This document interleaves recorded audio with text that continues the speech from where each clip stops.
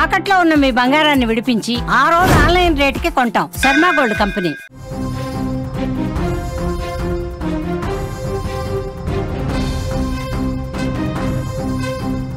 మరో big breaking news చూస్తున్నాం. బోడుప్పల్ స్వాతి హత్యలో పోలీసులకు తలనొప్పిగా మారిందని చెప్పుకోవచ్చు. ఎంత కొట్టినా కూడా మహేందర్ రెడ్డి మౌనంగా ఉన్నట్లుగా మనకి సమాచారం అందుతుంది.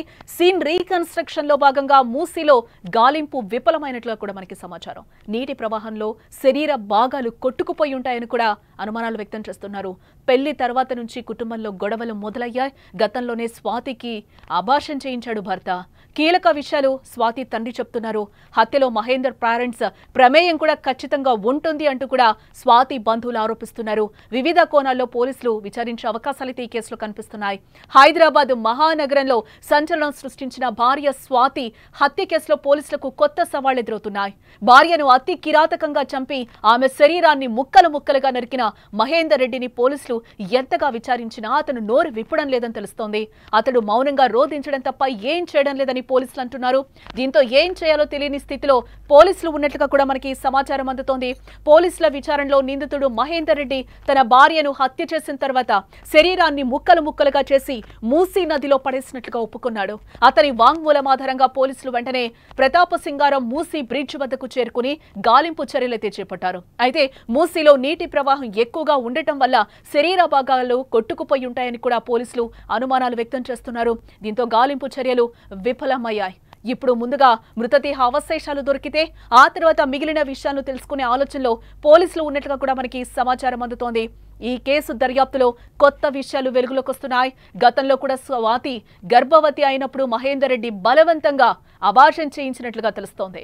పెళ్లి తర్వాత మహేందర్ తల్లిదండ్రులకు స్వాతి అంటే ఇష్టం లేనట్లుగా కూడా ప్రవర్తించారని, నిత్యం గొడవలు జరిగేవని సమాచారం. కొన్ని రోజుల క్రితం ఇంట్లోకి మహేందర్ కత్తులు తీసుకొచ్చాడని స్వాతి తన తల్లికి చెప్పినట్లుగా స్వాతి తల్లి చెప్పడం చూసాం. ఆ సమయంలోనే గొడవల వల్ల ఈ కేసును పోలీస్ స్టేషన్ వరకు వెళ్ళిందని కూడా సమాచారం. అప్పట్లో స్వాతి కూడా కేసునైతే ఫైల్ చేసినట్లు కూడా పోలీస్ స్టేషన్లో తెలుస్తోంది. మళ్ళీ కూడా మహేందర్ మంచిగా ఉంటానని చెప్పి తనని అలాగే ఇంటికి తీసుకొచ్చినట్లుగా కూడా తెలుస్తోంది. వాళ్ళ మధ్యలో మళ్ళీ సయోధ్య కుదిర్చారు కుటుంబ సభ్యులు, పోలీసులు. అలాగే మంచిగా కూడా ఆ కేసుని వాపస్ తీసుకొని కూడా ఇంటికి వచ్చినట్లుగా తెలుస్తోంది. అంటే పెళ్ళైనప్పటి నుంచి కూడా వీళ్ళిద్దరికి అంటే ప్రేమించాడు కానీ పెళ్లి చేసుకోవడం మహేందర్ రెడ్డికి ఏ మాత్రం ఇష్టం లేదు అని చెప్తున్నారు. ఎందుకంటే ప్రేమ వివాహం ఎప్పుడైతే బయటపడిందో పరువు కోసం కావచ్చు, నలుగురు ఏమనుకుంటారో తన పిల్ల కోసం అని అనుకోవచ్చు.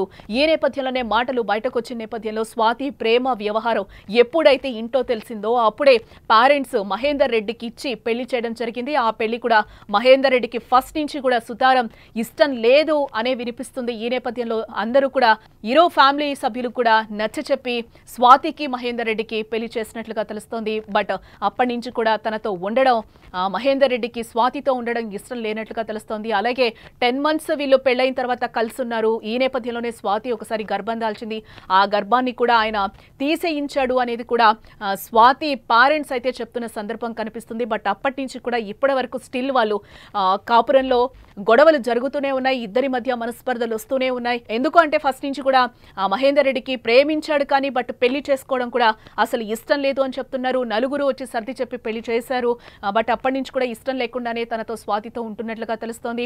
మహేందర్ రెడ్డి పేరెంట్స్ కి కూడా ఈ విషయం తెలుసు. మహేందర్ రెడ్డి పేరెంట్స్ కి కూడా స్వాతితో ఉండడం ఇష్టం లేదు. ఈ హత్యలో పేరెంట్స్ ప్రమేయం ఉందా అనే కోణంలో కూడా పోలీసులు విచారిస్తున్నట్లుగా తెలుస్తోంది. స్వాతి ఇష్యూకి సంబంధించి వాళ్ళ తండ్రి ఏమంటున్నారో కూడా ఒకసారి మనం వినే ప్రయత్నం చేద్దాం. ముందే అయినా ఒకప్పుడు గొడవ చేసాడు మా అమ్మాయి పని. నాకు డౌట్ వచ్చి ఏం చేసాను, నేను కొంచెం గొడవ చేసాను. తీసుకొని గొడవ చేసిన తర్వాత ఇక పోలీస్ స్టేషన్కి పోయినాం మేడం. పోలీస్ స్టేషన్ పోతే వాళ్ళు సమాధానం చెప్పారు. వాళ్ళు కింద చేసుకోరు కదా, వాళ్ళకి ఏజ్ ఉంది, మీరేమన్నా మీ మీద కేసు అవుతుంది అని చెప్పి వాళ్ళు చెప్పి సమాధానం. అంతకుముందే 2 months అయినా ఉన్నాయి మేడం. ఫస్ట్ స్టార్టింగ్లోనే అప్పుడే ఇక్కడ వాళ్ళు తీసేపించారు. 2 months అప్పుడే తీసేపించారు అని చెప్పేసి. సరే నేను కూడా అప్పుడు నేను చెప్పి వాళ్ళు తెప్పించారు. అప్పుడు మేము పట్టించుకోలేదు, మాకు కాదని పోయింది కదా అని మేము కాంగ్రెస్ మేము మళ్ళీకపోయినాం. ఏమన్నా మళ్ళీ కేసు మేము మళ్ళీ 2 నెలలు నాగిటంగా పంచాయతీ పంపించినాం. మంచిగా మేము అనుకున్నాం. పొందటమే చేయలేకుండా మేడం. మిగతా ఫోన్ చేయలేదు, వాళ్ళ ఫోన్ చేసి కూడా తిప్పుతున్నారంట, ఎందుకు చేస్తామంట. మంచిగా చెప్పేసి మేము అనుకున్నాం. హాస్టల్లోనే మేడం, మొత్తం డిగ్రీ వరకు హాస్టల్లో ఉండే. వీటిలో ఇట్లా బయట విషయాలు అయితే బయటకు రాలేకుండా మంచిగా చెప్పేసి మేము అనుకున్నాం. లేకపోతే తెలియదు. ఇప్పుడు ఖాళీగా ఉంటుంటే ఏం చేస్తున్నాడు ఆయన? ఇట్లా ఏం చేస్తుందో తెలియదు మేడం. ఇప్పుడు ఇంచుమించు 10 నెలలు అయితే ఇంట్లో చిక్కనే ఉన్నాను. ఏం చేస్తుంది, పని చేస్తున్నా, తింటున్న పన్నా కదా లేదు. వేరే వాళ్ళతో ఇబ్బందులు ఏం లేవు. వాళ్ళ అత్తమామ ఆంజే టార్చర్, వేరే ఏం లేవు. ఎవరైతే టార్చర్ అయితే ఎస్ స్వాతి తండ్రి కూడా మీడియాతో మాట్లాడుతున్న దృశ్యాలు అయితే మనం చూస్తున్నాం. ఆయన కూడా చాలా అమాయకంగా కనిపిస్తున్నారు. వాడు ఏ పని చేస్తాడో కూడా మాకు తెలియదు, మా పిల్లని అయితే పెళ్లి చేసుకున్నాడు అని చెప్తాను. తరచూ కూడా గొడవలు జరుగుతూ ఉంటున్నాయని కూడా తన తండ్రి అయితే మీడియా ముఖంగా కూడా చెప్తున్న దృశ్యాలు అయితే మనకి కనిపిస్తున్నాయి. తను ఏం చేస్తాడో కూడా తెలియదు అని కూడా సయోధ్య కుదిర్చి మళ్ళీ కూడా ఒకటిగా ఉండమని చెప్పాము. వాళ్ళ ఫ్యామిలీ మెంబర్స్కి ఖచ్చితంగా తెలిసే ఈ హత్య జరిగింది, వాళ్ళ ప్రమేయం కూడా ఉంటుంది అని కూడా మీడియా ముఖంగా స్వాతి తండ్రి చెప్పడం కూడా మనం వింటున్నాం.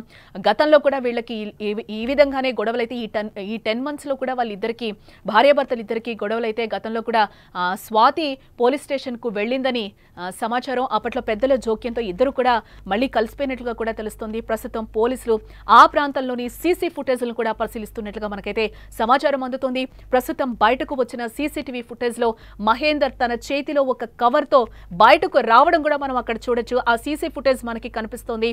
మహేందర్ రెడ్డి తన చేతిలో ఇంట్లో నుంచి వచ్చాడు. వస్తూ కూడా వెనకాల ఒక బ్యాగ్ ఉంది, దాంతో పాటుగా కూడా కవర్లో చేతిలో ఒక కవర్ కూడా మనకి కనిపిస్తుంది. ఈ సీసీ ఫుటేజ్ పోలీసులు దొరికించుకున్నట్లుగా అయితే మనకి తెలుస్తోంది. ఈ ఫుటేజ్లో అయితే క్లియర్గా మనకి కనిపిస్తుంది మహేందర్ రెడ్డి వెళ్తున్నట్లుగా కూడా మనకి తెలుస్తోంది. ఆ ప్రాంతాల్లో సీసీ ఫుటేజ్ని పోలీసులు తీసుకున్నట్లుగా అయితే మనకి తెలుస్తోంది. ఆ ఫుటేజ్నే మనమైతే అక్కడ విజువల్లో క్లియర్గా చూడొచ్చు. లోపల నుంచి ఇంట్లో నుంచి బయటకు వచ్చాడు, వెనకాల భుజానికి ఒక బ్యాగ్ వేసుకున్నాడు, తనతో పాటుగా ఒక కవర్ని కూడా పట్టుకుంటూ ఏం తెలియనట్టు అలా నడుచుకుంటూ కారు వెనకాల నుంచి వెళ్తున్నట్లుగా కూడా మనకి దృశ్యాలు మనకి కనిపిస్తున్నాయి. ఆ కవర్లోనే స్వాతి శరీర భాగాలు ఉన్నట్లుగా కూడా మనకి క్లియర్గా కనిపిస్తుంది. ఇదంతా చూస్తుంటే చాలాసార్లు చిన్ని కవర్స్లో స్వాతి శరీర భాగాలు తీసుకెళ్లినట్లుగా పోలీసులు ఇప్పుడు అనుమానిస్తున్నారు. ఇంకా మరికొన్ని సీసీటీవీ ఫుటేజ్ల ఆధారంగా కూడా పోలీసులు దర్యాప్తు కొనసాగిస్తున్నట్లుగా కూడా మనకి సమాచారం అందుతోంది. స్వాతి హత్య కేసు విషయంలో స్వాతి బాబాయ్ కొడుకు కూడా స్పందించడం జరిగింది. తన చెల్లికి న్యాయం చేయాలని మహేందర్ ఒక్కడి ఈ హత్య చేసి ఉండడని, ఖచ్చితంగా మహేందర్ వాళ్ళ ఫ్యామిలీ మెంబర్స్ కూడా ఉంటారని కూడా తన అన్న కూడా చెప్తున్నాడు. మహేందర్ మౌనంగా ఉంటే సరిపోదని, ఈ హత్య వెనుక ఎవరెవరు ఉన్నారో పోలీసులకు చెప్పాలని, అందరికీ శిక్ష పడాల్సిందే అని కూడా డిమాండ్ చేస్తున్నాడు. స్వాతి అన్న ఏం మాట్లాడారో కూడా ఒకసారి మీడియాతో మనం వినే ప్రయత్నం చేద్దాం. రీసెంట్ గా 1 year బ్యాక్ అయితే పెళ్లి చేసుకున్నారు, లవ్ మ్యారేజ్ చేసుకున్నారు. ఇంట్లో తెలియకుండా తీసుకెళ్లి మ్యారేజ్ చేసుకున్నారు. తర్వాత వాళ్ళ ఇంట్లో ఒప్పుకున్నారో ఏమో తెలియదు, కానీ మాకైతే అసలు కాంటాక్ట్ లోనే లేదు. అంటే మధ్యలో 2-3 సార్లు కొట్లాటలు అవి అవుతున్నాయని వచ్చేళ్ళింది. ఇంటికి వచ్చేళ్ళి వాళ్ళ పెద్దల మధ్య ఇట్లా మాట్లాడుకొని వెళ్ళిపోయింది. అయినా కొడుతుండే హింసిస్తుండే అని ఫోన్ చేసి అట్లా అంటే లోపల ఏదో మాట్లాడుకున్నాను. నేను సిటీలో ఉంటే నాకు అంత తెలియదు ఆమె గురించి. పెళ్ళైన తర్వాత అసలు అంత పట్టించుకోలేదు. నేను వెళ్ళిపోయింది, ఇంట్లో నుంచి వెళ్ళిపోయిందని అసలు పట్టించుకోలేదు. ఈ మధ్యలో ఏమైనా గొడవ అయింది? అదే గొడవ అయ్యి ఇంటికి వచ్చింది. నేను ఆల్రెడీ ఒకసారి కేసు అయింది వికారాబాద్ పోలీస్ స్టేషన్ లో. ఒకసారి కేసు పెట్టింది మీద. నేను ఉండని ఇతనితో ఇతను టార్చర్ చేస్తుందని కేసు పెట్టింది. తర్వాత మళ్ళీ ఏం మాయ మాటలు చెప్పిందో, మళ్ళీ పెళ్లి చేసుకుంది కదా, ఏం మాయ మాటలు చెప్పిందో మళ్ళీ అతనితో వెళ్ళి మళ్ళీ రిటర్న్ కేసు తీసుకున్నారు. మళ్ళీ ఇప్పుడు ప్రజెంట్ ఇట్లా అయిపోయింది. తెలియకుండా చేయించాడు. ఇతను ప్రెగ్నెంట్ అయింది తెలియకుండా. ఇంట్లో ఏం చెప్పారో తెలియదు. వాళ్ళ ఇంట్లో మాటలు పట్టుకొని తెలియకుండా ఆమె గెలవకుండా అబార్షన్ చేయించాడు ఫస్ట్ ప్రెగ్నెంట్ అయినప్పుడు. తర్వాత ఇప్పుడు 5 months ప్రెగ్నెంట్ ఉంది. గొడవ అంటున్నాను ఇంటి నుంచి చెప్తున్నారు వాళ్ళు. అంటే విలేజ్ కదా, పక్కన ఇల్లు చెప్తున్నారు అట్లా. ఇతను ఒక్కడి వల్ల అయితే కాదు, వాళ్ళ ఇంట్లో అందరూ ఉంటారు. కంపల్సరీ ఈయనకు మాత్రం శిక్ష పడాలి. వచ్చి డైరెక్ట్ వచ్చి పోలీసు వాళ్ళకి నేనే చేసిన అని ఒప్పుకుంటే కాదు. అతను ఎంత ఎవరెవరు ఉన్నారో వాళ్ళ ఇంట్లో ఎవరెవరు ఉన్నారో అంతా విచారించి ఆయన కంపల్సరీ ఉరి శిక్షలో ఏదో పడాలి. ఎస్ స్వాతి అన్న కూడా మీడియా ముఖంగా ఆయన మాట్లాడుతున్నారు. ఖచ్చితంగా వాళ్ళ ఇంట్లో వాళ్ళ ప్రమేయం ఉంటుంది. గతంలో వాళ్ళు ప్రేమించి పెళ్లి చేసుకున్నారు. ఫస్ట్లో ఇష్టం లేదు, మళ్ళీ పెళ్లి చేసుకున్నాడు. కానీ వాళ్ళ ఇంట్లో పేరెంట్స్ ఒప్పుకున్నారో లేదో, వీళ్ళ లవ్ని యాక్సెప్ట్ చేశారో లేదో కూడా తెలీదు. మాతో కాంటాక్ట్లో లేదు స్వాతి. తర్వాత మధ్యలో ఒకసారి ఈ 10 నెలల మధ్యలోనే ఒకసారి గొడవైంది. 2 సార్లు ఇంటికి వచ్చి కూడా నన్ను కొడుతున్నాడు, టార్చర్ పెడుతున్నాడని చెప్పి వెళ్ళింది. బట్ అందరం కూడా సముదాయించి మళ్ళీ తనని పంపించాం. బట్ వెళ్ళిన తర్వాత ఎటువంటి తన దగ్గర నుంచి మాకు మెసేజెస్ కానీ కానీ కాల్స్ కానీ లేవు, మాతో మాట్లాడనీయకుండా మహేందర్ చేశాడు. బట్ మహేందర్ ఇప్పుడు సైలెంట్గా ఉంటే సరిపోదు, మా చెల్లిని ఎవరెవరు హత్య చేశారు, దీంట్లో ఎవరెవరి ప్రమేయం ఉంది అని మాత్రం ఖచ్చితంగా తెలియాలి, తెలిసిన తర్వాత అందరికీ అయితే శిక్ష పడాలి అంటూ కూడా తన అన్న ఆవేదన వ్యక్తం చేస్తున్నాడు. స్వాతి అన్న ఇటు మరోవైపు మనం చూసాం, ఇందాక తండ్రి కూడా ఏం మాట్లాడారో కూడా మనం విన్నాం. తమ కూతుర్ని ప్రేమ పేరుతో ట్రాప్ చేసి చివరికి ఇంత కిరాతకంగా చంపేశాడని కూడా ఆ తండ్రి, స్వాతి తండ్రి ఆవేదన వ్యక్తం చేస్తున్నారు. మృతురాలు స్వాతి, నిందితుడు మహేందర్ రెడ్డి ఇద్దరు మేడిపల్లి గ్రామస్తులు. వీరి ఇల్లు పక్కపక్కనే ఉంటాయి. ప్రేమ పేరుతో మహేందర్ రెడ్డి తన కూతుర్ని పూర్తిగా ట్రాప్ చేసి 2023లో ఇంటి నుంచి తీసుకెళ్లిపోయి పెళ్లి చేసుకున్నాడని స్వాతి తండ్రి రాములు ఆవేదన వ్యక్తం చేశారు. మీడియా ముఖంగా కూడా ఆయన ఆవేదన వ్యక్తం చేస్తున్నారు.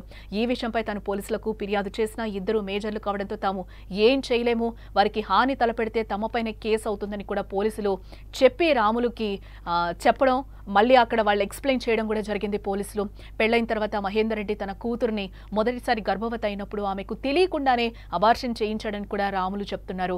ఆ తర్వాత హైదరాబాద్ తీసుకెళ్లి ఆమెను ఇంట్లో ఒంటరిగా వదిలేసి చెప్పకుండా వేరే ఊరు వెళ్లిపోయాడని, తినడానికి కూడా ఇబ్బంది కావడంతో స్వాతి మళ్ళీ తమ ఊరు వచ్చేసిందని కూడా ఆ తండ్రి చెప్తున్నారు. కానీ అత్తా మామల ఇంటికి వెళ్ళిందని, అక్కడ నానా ఇబ్బందులు పెట్టడం, మహేందర్ ఇంటికి రాకపోవడంతో పెద్ద మనుషుల సమక్షంలో పంచాయతీలు పెట్టి పరిష్కరించుకున్నామని కూడా తండ్రి ఆవేదన వ్యక్తం చేస్తున్నారు. అత్తామామలు వరకట్నం కోసం వేధించారని, వేరే కులమని హింసించారని కూడా ఆ తండ్రి ఆవేదన వ్యక్తం చేస్తున్నాడు. ఇటీవల కాలంలో మహేందర్ రెడ్డి అత్తామామల వేధింపులు ఎక్కువైనట్లు కూడా స్వాతి తనకు చెప్పిందని, చివరిసారిగా నిన్న సాయంత్రం తిన్నారా అని మెసేజ్ పెట్టిందని కూడా వారు తల్లిదండ్రులు ఇద్దరు కూడా కన్నీటి పర్యంతమవుతున్నారు. ఇదే నేపథ్యంలో వాళ్ళ తల్లి కూడా తన ఆవేదన వ్యక్తం చేస్తోంది. హైదరాబాద్లో ఇలాంటి దారుణాలు జరగడం ప్రజలను పూర్తిగా కలవరపెడుతున్నాయని చెప్పుకోవచ్చు. గత కొన్ని సంవత్సరాలుగా దేశవ్యాప్తంగా ఇలాంటివి దారుణాలు ఎక్కువగా జరిగిపోతున్నాయి. ఈ కేసుల్లో చాలా వరకు భార్యాభర్తల మధ్య గొడవలు, ఆర్థిక సమస్యలు లేదా అక్రమ సంబంధాలు వంటివి కారణాలుగా మనకి ఎక్కువగా కనిపిస్తున్నాయి. ఢిల్లీలో మనం చూసాం, శ్రద్ధ వాకర్ హత్య కేసు ఒక సంచలనం సృష్టించింది. అప్పట్లో 2 years బ్యాక్ ప్రియుడు ఆఫ్తాబ్ తన ప్రియురాలు శ్రద్ధను హత్య చేసి ఆమె శరీర భాగాల్ని ముక్కలు ముక్కలు చేసి ఫ్రిడ్జ్లో దాచిపెట్టి ఆ తర్వాత వాటిని వివిధ ప్రాంతాల్లో పడేసి దొరకకుండా ప్రయత్నించాడు. ఈ కేసు దేశవ్యాప్తంగా అప్పట్లో చాలా చర్చకు దారితీసిందని కూడా చెప్పుకోవచ్చు. అదేవిధంగా ముంబైలో సరస్వతి వైద్య అనే మహిళ హత్యకు గురైన ఘటన కూడా చాలా భయంకరమైందని చెప్పుకోవచ్చు. ఆమె ప్రియుడు అద్దె ఇంట్లోనే ఆమెను హత్య చేసి శరీర భాగాల్ని ముక్కలు ముక్కలు చేసి పడేశాడు. అలాగే బెంగళూరులో మహాలక్ష్మి అనే మహిళ మృతదేహం ఆమె భర్త ఫ్రిడ్జ్లో దొరికింది. ఇలాంటివి చూస్తుంటే మానవ సంబంధాలు ఎంతగా దిగజారిపోతున్నాయో అర్థమవుతోంది. ఈ ఘటనలు భార్యాభర్తల మధ్య విభేదాలు వచ్చినప్పుడు సరైన మార్గంలో పరిష్కరించుకోకపోవడం, విడాకులు వంటివి తీసుకోకపోవడం వంటివి కారణాల వల్ల కూడా జరుగుతున్నాయని ఇక్కడ మనం తప్పక చెప్పుకోవాలి. ఇటు మరోవైపు చూస్తే ఇలాంటి కేసుల్లో కేవలం భర్తలే కాదు, భార్యలు కూడా భర్తలను చంపిన ఘటనలు కూడా ఉంటున్నాయి. ఉత్తరప్రదేశ్లోని మీరట్లో జరిగిన బ్లూ డ్రమ్ కేసులో భార్య తన ప్రియుడితో కలిసి భర్తను హత్య చేసి శరీర భాగాలను ఒక డ్రమ్ములో సిమెంట్ కలిపి పడేశారని పోలీసులు చెప్పారు. కర్ణాటకలో ఒక డాక్టర్ తన అత్తను చంపి శరీర భాగాలను చాలా చోట్ల పడేశాడు. ఇలాంటి ఘటనలు పెరగడం మన సమాజంలో మానవ సంబంధాలు ఎంత బలహీనంగా ఉన్నాయో కూడా అర్థమవుతోంది.